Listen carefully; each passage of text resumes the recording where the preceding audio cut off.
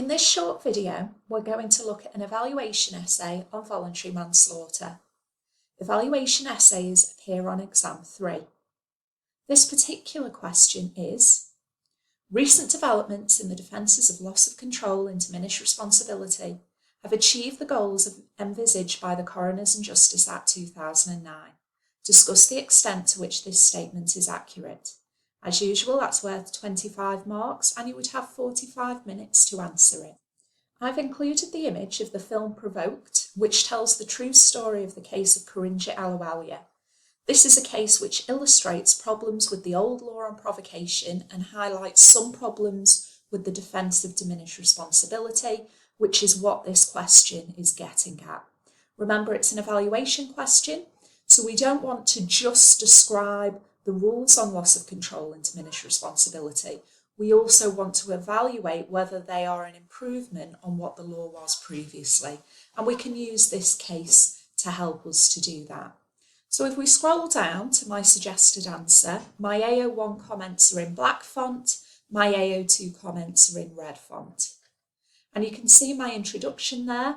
I'm saying that the Coroners and Justice Act, which we can shorten to CADGER, amended the Homicide Act on diminished responsibility, and it also completely abolished the old defence of provocation, and instead it replaced it with a new partial defence of loss of control. Straight away, I'm getting into some AO2 there by saying that whilst this Act, CADGER, has made improvements, particularly relating to the outdated defence of provocation, problems still exist. So what we're going to need to do is describe the rules on diminished responsibility and evaluate as we go, and describe the rules on loss of control and evaluate as we go. I'm starting with the defence of diminished responsibility. So I've started there by saying Section 52 of CADGER amended the law on diminished responsibility. In order to plead the defence, it must be shown that, and my 3 requirements are: 1, the defendant was suffering from an abnormality of mind arising from a recognised condition, that's 52(1)(a). The mental abnormality substantially impaired the defendant's ability to either understand the nature of his conduct, that could be like the Katie Ruff killing, or form a rational judgment, or exercise self-control. And that's under Section 52(1)(b). And finally, 3rd requirement, the substantial impairment provides an explanation for the defendant's involvement in the killing, and that's under Section 52(1)(c). Now that I've listed the 3 requirements, I'm going to explain what each one of them means in turn, and I'm going to evaluate as I go. So starting with requirement 1, the first requirement is that you have to have an abnormality of mind, and it must arise from a recognised condition such as depression, mental deficiency, or battered women syndrome. You'll notice that I've cited my cases there to back up my points. So straight away, what we can say here is that what is meant by an abnormality of mind is still unclear, even after the Criminal and Justice Act. The definition in Byrne is that a state of mind so different to ordinary people that the reasonable man would find it abnormal. That's not very helpful. However, the fact that the new definition includes that the abnormality must come from a recognised condition is helpful. And it's helpful because it allows more weight to be attached to expert testimony of medical professionals. And this is a welcome development because the old law was a bit confused on this. However, the Law Commission have been critical that when looking at what conditions can create an abnormality of mind, the new Act doesn't include children in this definition. And the Law Commission argued that because a child's brain is not fully developed, they might be less able to exercise self-control in an adult. So therefore, children are going to struggle to plead diminished responsibility unless they can show a recognised learning difficulty, which would make it a medical condition. So it's a shame really that the new Act didn't include that. The second requirement is that this abnormality of mind by a recognised condition must substantially impair the defendant's ability to do one of the 3 things that we mentioned above here. Difficulties remain in what amounts to substantial. The word is vague. The test that we've got for this comes from Lloyd, in that it has to be more than trivial but less than total. Again, not very helpful, not very clear. Shame the new Act didn't clear that up for us. The third requirement is that it provides an explanation for the killing. Now, the defence of diminished responsibility has allowed battered women to succeed in a defence where provocation failed them. So in the case of Ahluwalia, which we mentioned before, she'd been abused by her husband for a long period of time, and she eventually snapped and she killed him.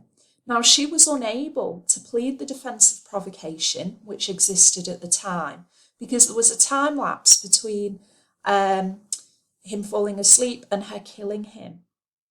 So she wasn't able to plead provocation. So she was able to plead diminished responsibility. But that's not particularly satisfactory, because the point that I'm trying to make here is that battered women have had to label themselves as mad to avoid a murder conviction.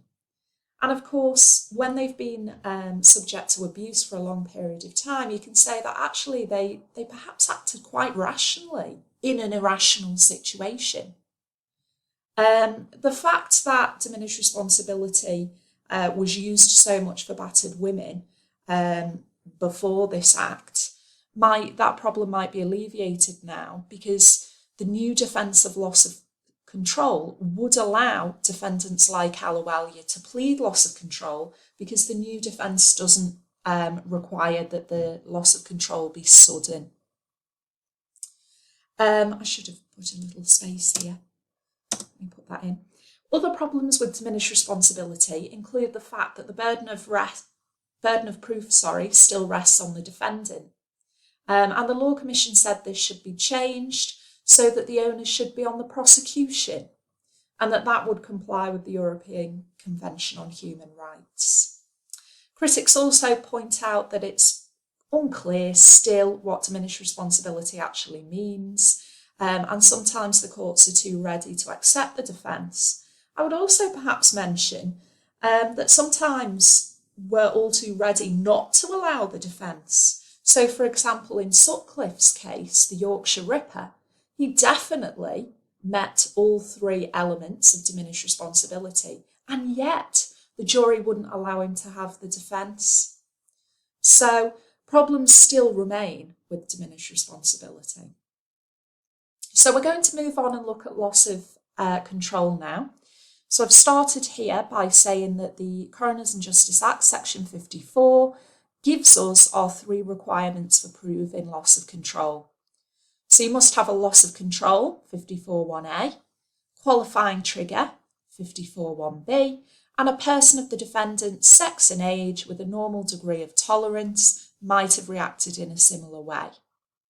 As we did before, I'm going to explain each one of these requirements, evaluating as I go. So I'm starting with requirement 1, there must be a loss of control. And straight away I'm saying that this is an improvement on the old law, because loss of control no longer needs there to be a sudden loss of control. So we mentioned Ahluwalia earlier. Ahluwalia was unable to plead provocation because she waited for her husband to fall asleep.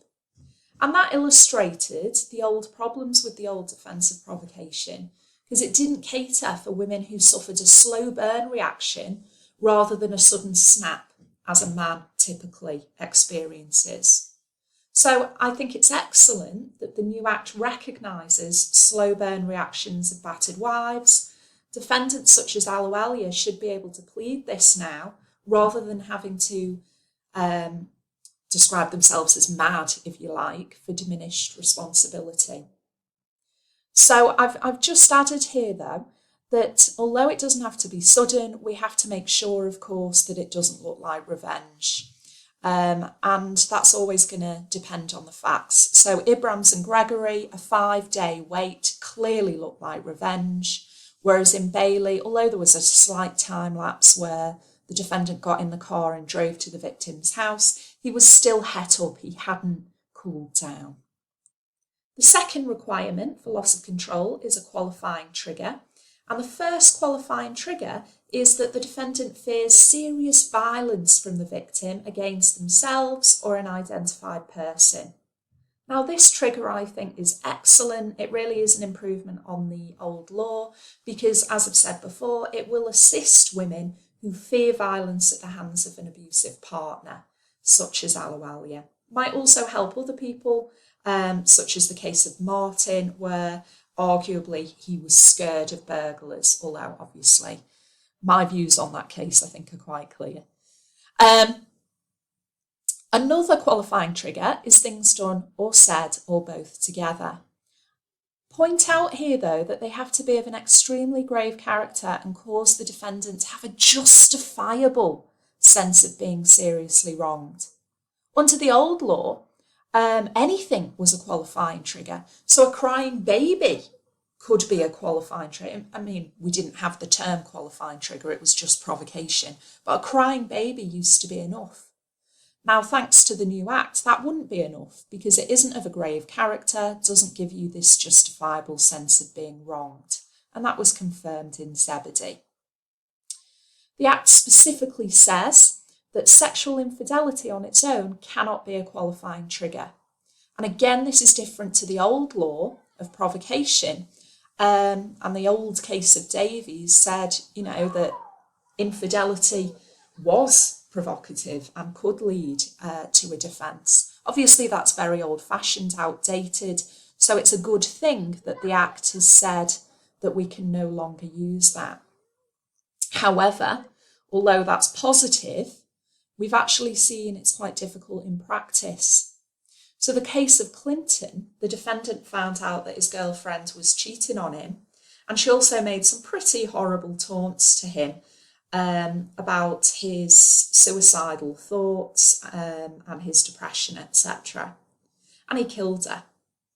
Now, the Lord Chief Justice concluded that if it was just cheating on its own, that couldn't be a qualifying trigger, but it could be considered with other factors as well.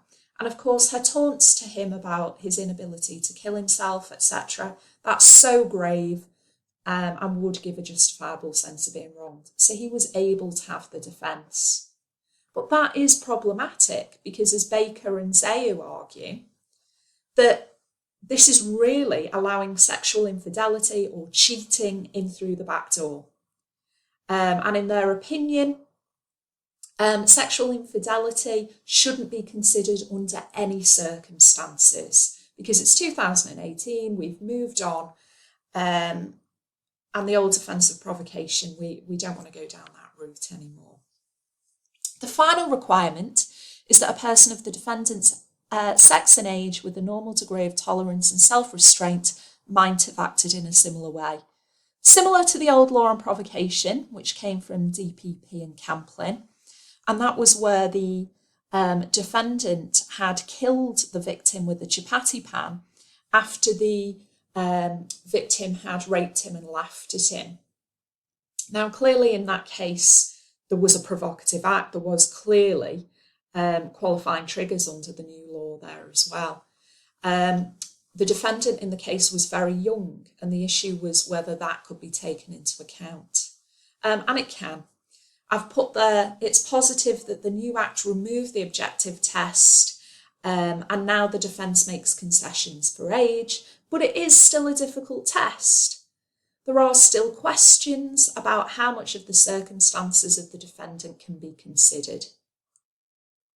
And I'm sort of wrapping up now. So despite loss of control being an improvement, there is an argument that we shouldn't allow it as a defence at all because in essence you are allowing killing in anger and you are blaming the victim to some degree, which isn't pleasant. So it has made some improvements. I'm referring back to the question, but perhaps we should adopt the suggestions of the Law Commission to change the law on homicide completely and adopt grades of homicide, first degree, second degree murder and manslaughter, and that would alleviate some of the problems that still exist. Okay.